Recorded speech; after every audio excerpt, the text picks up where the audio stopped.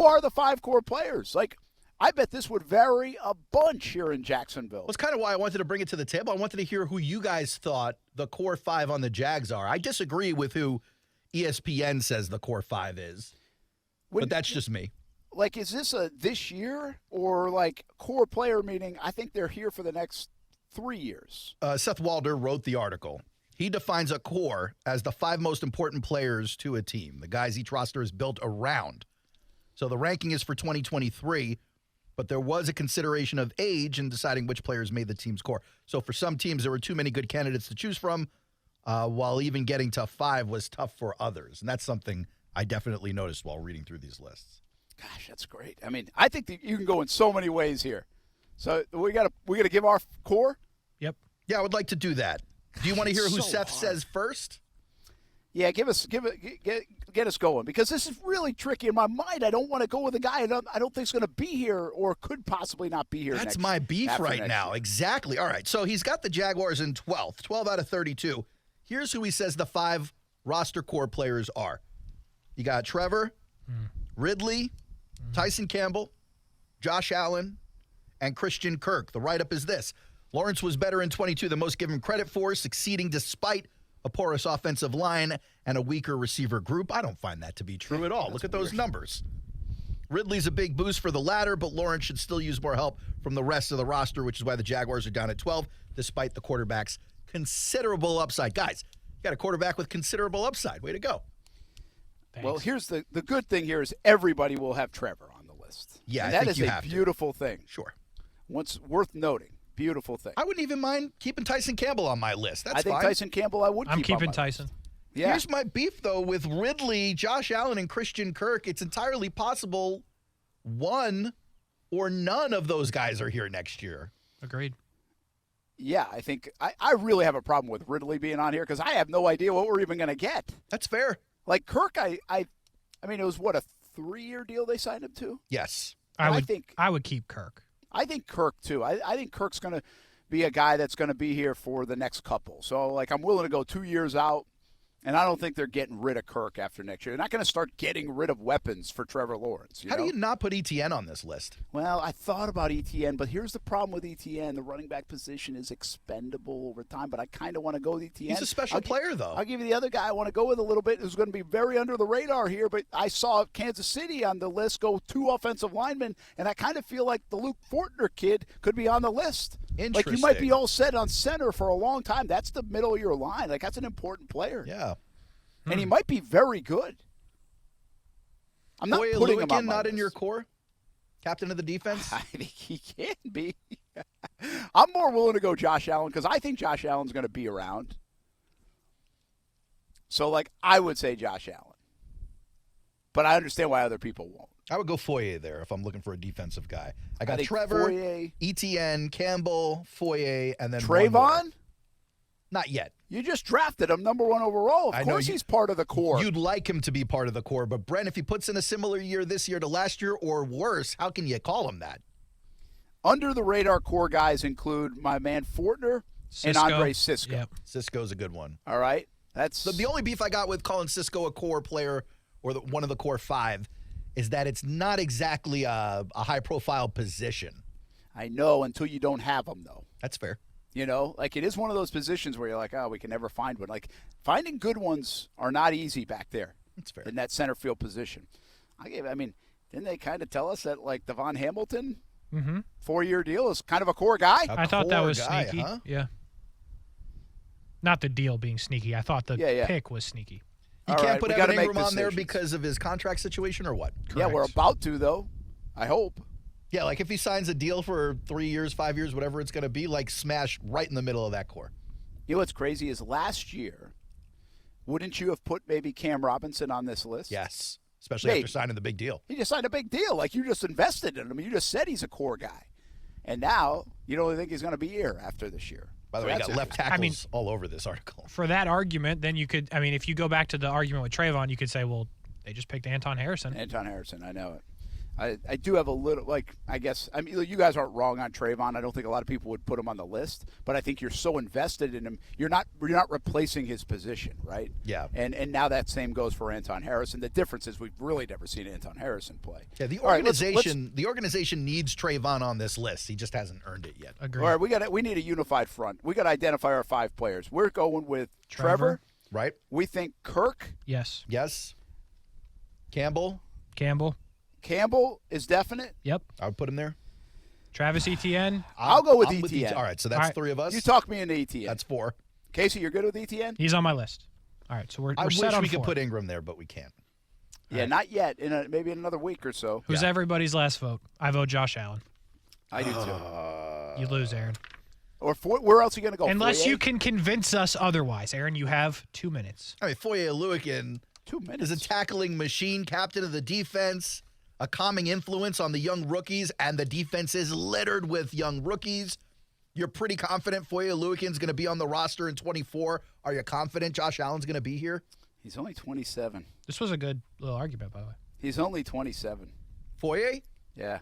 He's going to be 28 in August. That's that Ivy League right there. It feels like the man is 45 years old with all that wisdom. You want to know why I vote for Josh? Because when I think the Jags, I think Josh Allen. Yeah. I haven't flipped over yet. That's actually a fair point, though. Like, if the guy pretty much is been linked like that to the franchise, he's got to be a core player, right? It's tough. And the other part about Josh, we're all banking or hoping that he has a bigger year. Like, again, I think you can make the case he had a good year last year. He's had a couple good years. He's a good player. I believe that. I think I know that. But can he take that next step? And then you tie in that, okay, there's a belief there by some, not everybody, I get that. And then he wants to be here. Yeah. Like, there's not been a more vocal player, maybe in my time in Jacksonville, that is, while everybody's exiting, said, I want to stay. Like, I want to be a part of it. You're kind of talking me into Josh Allen. Like, the guy just built a house. Like, even knowing his future could be in doubt, he built a house in Jacksonville, like, in the last 6 months. Do we know what part of town? Not to put his business out there. Yes, I do, but I won't put his business out there. All right. It's in a nice part of town. The house wasn't cheap. Let's just say that. I'll take the address off the air. It's fine. I guess there's a reason why Josh Allen. But I think your Foyer play is not a bad one. The thing about Foyer, guys, look up his contract if you could. Yeah. Because he's making a bunch of money. And the Jags have invested in the linebacker position the last 2 years. Not just with Foyer, but draft pick capital. So don't you have this suspicion that, okay, Foyer this year, can they get out from under the deal after this year and move on with the young players? Like, you could see, I'm not endorsing that. I'm just telling you the business side of things. Like, does it make more sense to do that when you have Muma and Lloyd and Ventrell Miller and maybe even Shaq Quarterman, or let Josh Allen walk instead? You know, I mean, you could use Foyer's money on Josh. The team does have a potential out for 2024. And if they hold on to him, he's due 21. Oof. They'll restructure that. Oh, did they already restructure? They did. Was he one of the restructures? He was. So they've pushed money down the line in 25, 26, and 27. His cap hit in 25, in which he does not have a contract to play, is $7 million, 7.7. Yeah, then 2.525. Okay, so what's next year's, Casey? 21. The cap hit next year is 21. 21.7. So the cap hit's 21. It's 22, yeah. Yeah. His base salary is 13, but the cap hit's 21. So the dead cap is 14. So they've got to play him next year. Unless you want to eat $14 million to save 7, yeah. Dead cap, yeah, 14 that's and a a half. lot. It's a lot. So that'd be a lot. You don't want to get rid of this guy, by the way. Listen, Very I'm not smart endorsing guy. it. I don't want. Let's Foyer just guys flipped on the along. radio here on ESPN 690. I'm not trying to get rid of you, man. All right. But I'm just saying, like, tweet him like Ridley did. Get him. Yeah, man. But I think they could with all the investment. Like, they're not going to replace his productivity, but they might think that they can at least try more than they can, let's say, the pass rush. If anything, those young contracts on the team help keep Foyer and Josh Allen. Well, that's part of the thing. That's part of the reason they drafted so many guys, I think. So, anyway, fascinating that we can't even really settle on 5 core guys. But So you would say, was that a bad thing? Well, in years past, trying to find 5 core guys was tricky. You didn't have enough guys to fill the room. Now, I really think you can make the case. Let's throw Foye in the others receiving votes. Cisco, others receiving votes. They've invested in Devon Hamilton, who's in his prime, 4-year career. Give Go Ridley, to the if you're offensive given line. honorable mention, give Ridley honorable mention. Or Fortner, right? Yeah. Evan Ingram in 2 weeks, maybe. I mean, that's Would you a put lot, Brandon guys. Sheriff in there? Not really, because, again, he's a guy that if it goes downhill quick at his age, he could be gone. What about Walker Little? And then we didn't even mention Trayvon Walker or Anton Harrison. And I thought about Walker Little, Casey. I'm just hesitant to do so because I really have no idea what they're doing. Guys, he's not even a starter. Well, he is. Well, by accident this year because Well, they got but I rid of think he Jawan should Taylor and Cam might be suspended. Yeah, and in my estimate, I think he should be their right tackle. But that's not the way it's going down. You can't put a guy in your core if he wouldn't be starting if everyone was. Yeah, but we know he's going to be in there. We just don't know where and when. You know what I'm saying? That doesn't sound like a core player to me. Reliability. It's an ability. Yeah, I understand, by the way, that a lot of people don't look at this guy in this manner, but I still believe Ben Barch is a guy that could be their guard for the next 6 years. I think people have forgotten about Ben Barch. It's confirmed. So I think he was tracking in a very good way. And if he has a good season, obviously he's still coming back. We learned that it will be a little bit later, even into camp. But if he's good, well, they'll sign him to a deal. True. He'll be the new, Tyler Shatley at the worst and be here forever. Which is not a bad thing. No, it's not a bad thing. Not a bad thing. I like But, Ben. I mean, the Jags legit, and we didn't say Trayvon or Devin Lloyd, 2 first-round picks. Yeah. And we came up with 10 guys that you could argue for as being their core. It's pretty damn good.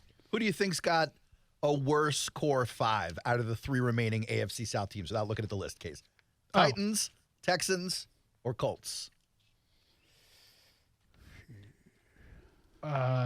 It's got the offensive lineman will skew the Colts one, but I would think it's the Colts. I bet it's Houston.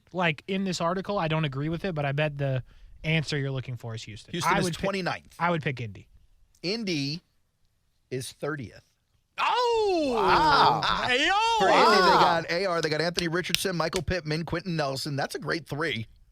Well, maybe. Maybe, depending on Richardson, sure. DeForest Buckner, Shaquille Leonard. Where is Jonathan Taylor? That's a good question. They must That think dude this is is it elite. for him this year. Why would they put Richardson over? I know he's the quarterback, but over Taylor? Where do Yeah, they have it's the crazy. Titans? At 26? Titans at 22, actually. They got Tannehill, Derrick Henry, Jeffrey Simmons, Baird, and Harold Landry. It's pretty interesting, right? God, Harold Landry. Coming because back. he's coming back. Yeah. Isn't it fascinating that they've got Tannehill in the core as they continue to try to draft every year to replace him? Yeah. Yeah. Well, another interesting little tidbit from this list at 28, you got the Commanders, Scary Terry, Darren Payne, Jonathan Allen, Montez Sweat, Chase Young. 3 out of 5 are on the trading block as of today. Yeah. That's not good news for your team.